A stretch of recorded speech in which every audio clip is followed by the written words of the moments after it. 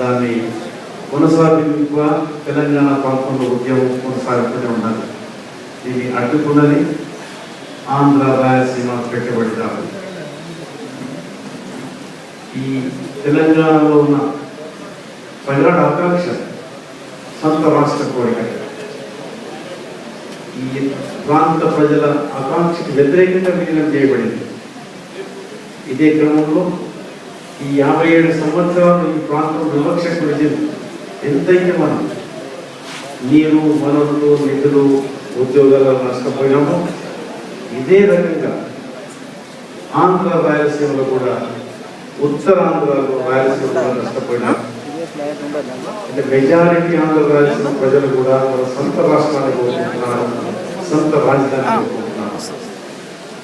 ఇదంతా కూడా ఈ 57 సంవత్సరాలు ఆంధ్ర రాయలసీమలో ఉన్న పెట్టుబడిదారులు, రాజకీయ నాయకులు, వాళ్ళ కుటుంబ తెలంగాణ వాళ్ళ కుట్ర మేరకి ఈ ప్రాంతం విలీనమైంది. వాళ్ళ కుట్ర మేరకి ఈ ప్రాంతం విభజించబడలేదు.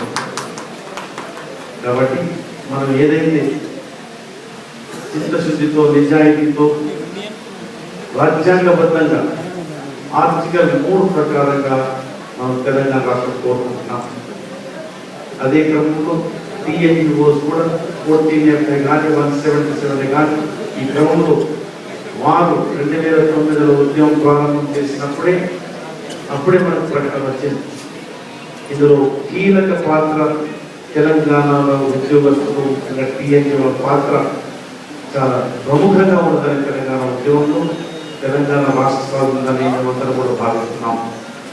వారి పాత్రనే కాకుండా చరిత్ర పుటలో టీఎన్జిఓస్ నిర్వహించిన సకల జనుల సమ్మెలనే కానీ, సహాయ నిరాకరణ కానీ యావత్ తెలంగాణ ప్రజలే కాక భారతదేశ ప్రజలు ప్రపంచంలో కూడా గుర్తించే రీతిగా నిజాయితీగా ఒక ప్రాంతం గురించి జరుగుతున్న వివక్ష గురించి రాజ్యాంగబద్ధంగా కోరికగా ఈ ప్రాంతం తెలంగాణ